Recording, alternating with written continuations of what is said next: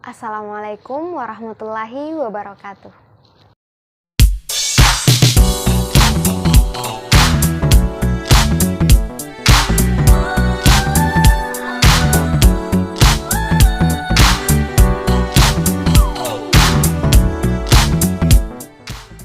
Hai adik-adik, kenalin nama kakak Syaidatul Zuhra Al-Munawwarah. Kalian bisa memanggil kakak Zuhra. Nah, di video kali ini kakak akan berbagi sedikit ilmu tentang biografi. Pasti udah pernah dengar dong tentang apa itu biografi.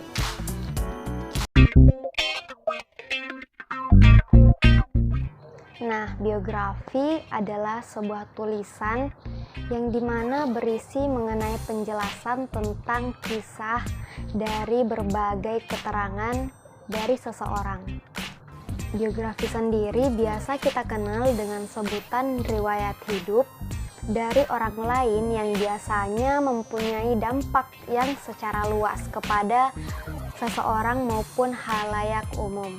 Isi dari biografi sendiri itu adalah mengenai cerita perjalanan hidup seseorang yang hampir secara detail mulai dari kelahiran, kemudian hal-hal penting dalam hidupnya yang membuatnya terkenal, baik melalui karya, prestasi, ataupun pemikiran-pemikirannya hingga akhir hayatnya.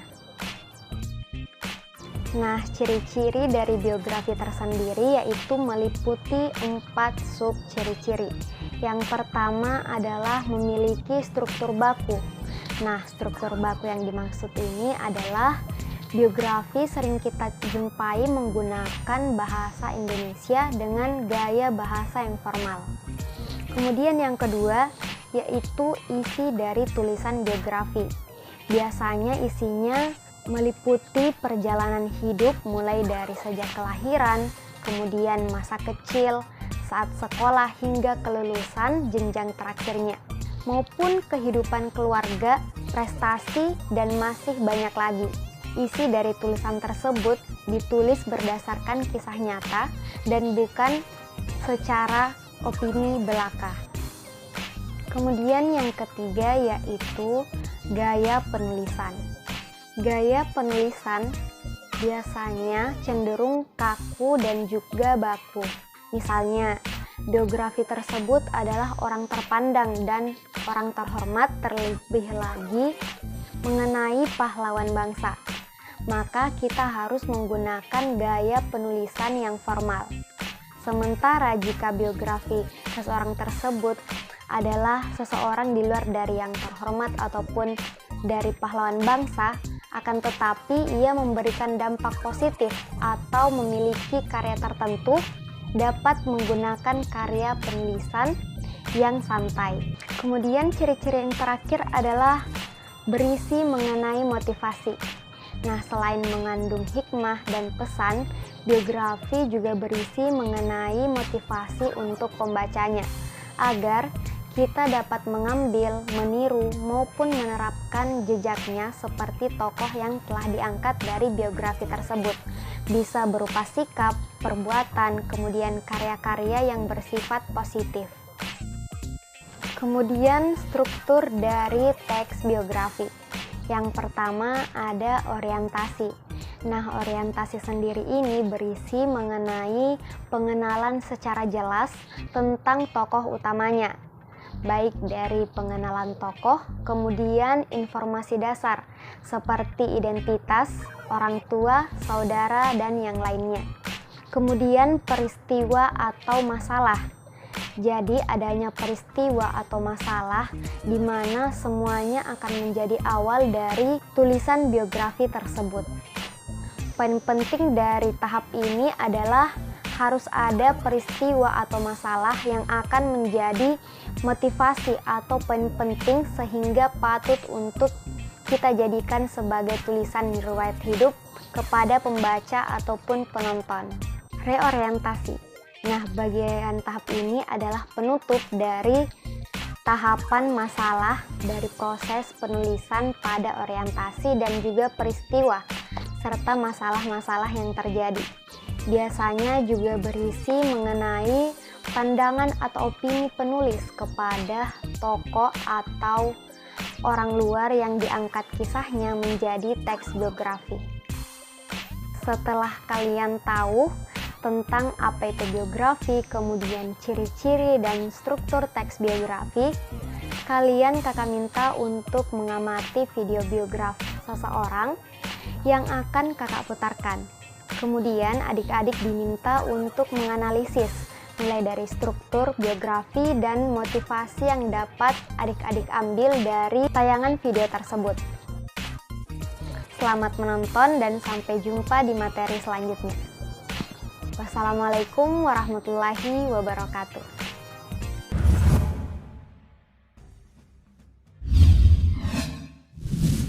Latar belakang. Jack Ma memiliki nama asli Ma Yun. Ia lahir di Hangzhou, Zhejiang, Tiongkok pada 10 September 1964. Jack Ma yang kita kenal sebagai seorang miliarder ternyata ia berasal dari keluarga dengan ekonomi lemah. Orang tuanya hanya pemusik dan pendongeng tradisional. Bahkan ayahnya hanya mendapatkan tunjangan pensiun sekitar Rp500.000 untuk menghidupi keluarganya. Dilansir dari Tempo.co, Jack Ma memiliki keinginan yang kuat untuk belajar bahasa Inggris. Namun orang tuanya tak sanggup membayar les bahasa Inggris tersebut.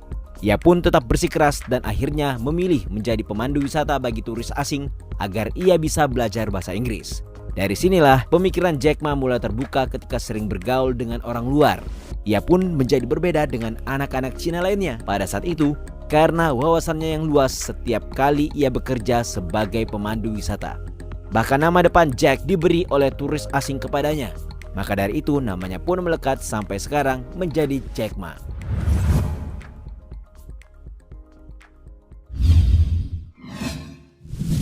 Kegagalan dalam pendidikan. Siapa sangka jika seorang Jack Ma memiliki masa-masa memilukan ketika ia bersekolah atau mengenyam pendidikan. Bagaimana tidak? Sewaktu ingin masuk sekolah dasar saja, ia sudah mengalami gagal tes sebanyak 2 kali. Tak hanya itu, bahkan ketika ingin masuk sekolah menengah pertama, ia ditolak sampai 3 kali. Apalagi sekolah menengah tersebut merupakan satu-satunya sekolah di kotanya dan ia ditolak sebab nilainya buruk. Dilansir dari laman kompas.com, Jack Ma mengaku pernah ditolak sebanyak 10 kali saat mendaftar ke kampus bergengsi Harvard University. Nasib malang terus-menerus menghantui hidupnya. Di Cina, Jack Ma 2 kali gagal dalam ujian masuk perguruan tinggi.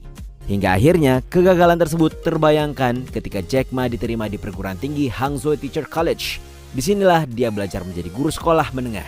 Setelah lulus dari universitas pada tahun 1988 dengan gelar di bidang bahasa Inggris, ia pun resmi menjadi guru selama beberapa tahun.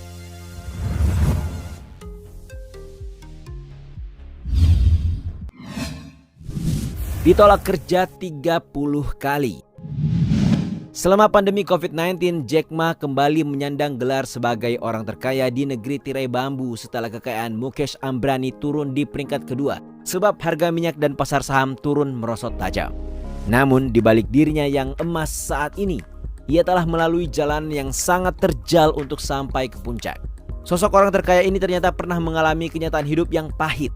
Dilansir dari merdeka.com, setelah menyelesaikan pendidikannya di bahasa Inggris, Jack Ma harus mengalami penolakan sebanyak 30 kali. Meski hanya melamar sebagai pelayan restoran yang tidak memerlukan kemampuan khusus, ia tetap ditolak. Saat itu terdapat 34 pelamar pelayan di KFC. Namun malangnya hanya Jack Ma yang ditolak dan 33 pelamar lainnya diterima. Hingga ia mendaftar sebagai polisi dan hasilnya juga ditolak karena terlalu pendek. Akhirnya, ia bisa mengajar di sebuah universitas dengan gaji hanya Rp142.000 per bulannya.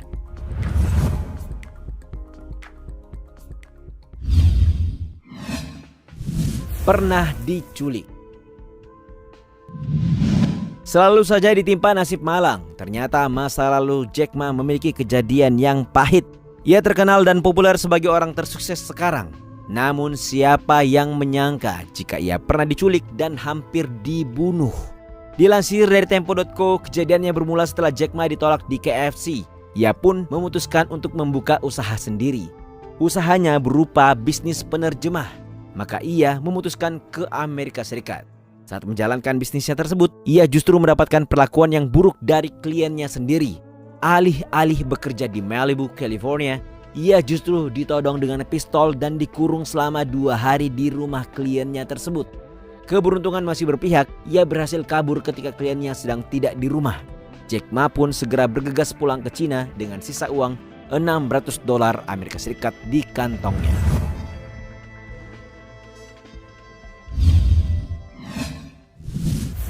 Pendiri Alibaba.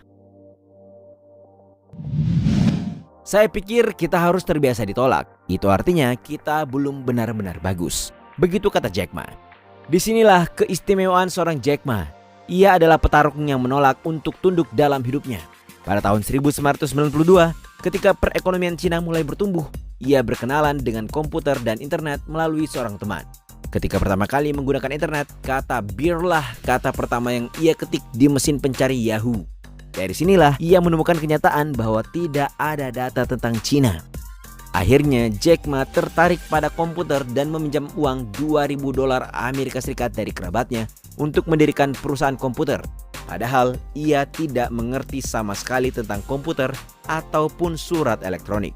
Bahkan Jack Ma tidak pernah menyentuh keyboard komputer sebelumnya. Berbekal rasa penasaran, ia menciptakan website untuk jasa penerjemah bahasa Cina dengan seorang teman. Ia pun meluncurkan sebuah layanan direktori bisnis online bersama China Page.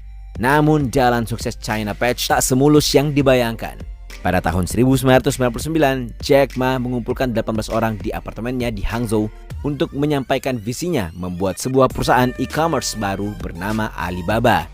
Jack Ma dan teman-temannya tersebut berhasil mengumpulkan $60.000 untuk memulai Alibaba.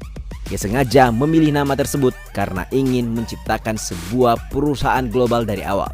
Alibaba dipilih karena mudah dieja dan karena setiap orang pun tahu bahwa kata itu adalah perintah membuka pintu harta karun. Sebuah inspirasi dari salah satu tokoh cerita 1001 Malam.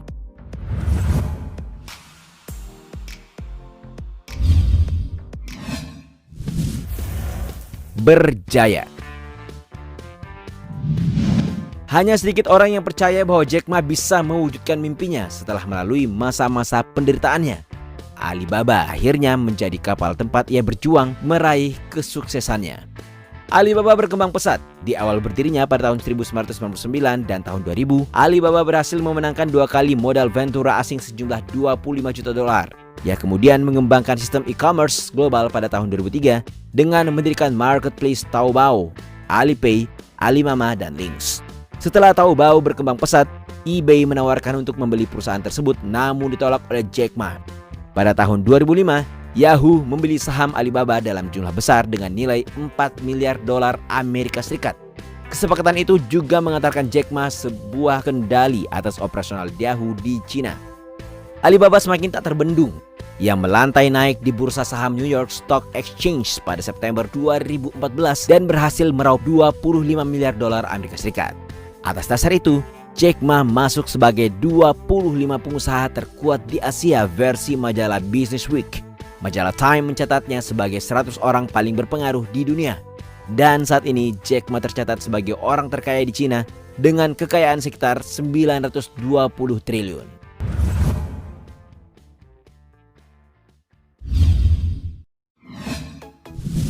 Pensiun. Setelah puas dengan pencapaiannya dan telah diakui oleh seantero dunia, Jack Ma akhirnya menyatakan dirinya pensiun. Momen pengunduran dirinya ia rancang bertepatan dengan ulang tahunnya yang ke-55. Ia bersama Alibaba Group menggelar pesta megah di salah satu stadion Hangzhou, Cina. Ternyata, momentum ini juga bertepatan dengan Hari Guru Nasional di negeri tirai bambu tersebut. Alasannya mengundurkan diri juga berhubungan dengan Hari Guru Nasional ini. Dilansir dari CNN.com, Jack Ma menyatakan pensiun dan akan mendedikasikan dirinya untuk sektor pendidikan. Sebagai bentuk keseriusan di dunia pendidikan, pada tahun 2015, ia mendirikan Universitas Hupan di Hangzhou. Bahkan di Indonesia, Jack Ma datang ke Bali untuk menginisiasi program pendidikan di tahun 2018. Ia pun pensiun dan resmi meletakkan kursi pemimpin Alibaba kepada Daniel Zhang mulai 10 September 2019. Itulah tadi sejumlah fakta dari sosok Jack Ma yang telah menginspirasi banyak orang di dunia melalui kegigihannya membangun dirinya hingga berjaya seperti sekarang. Bagaimana?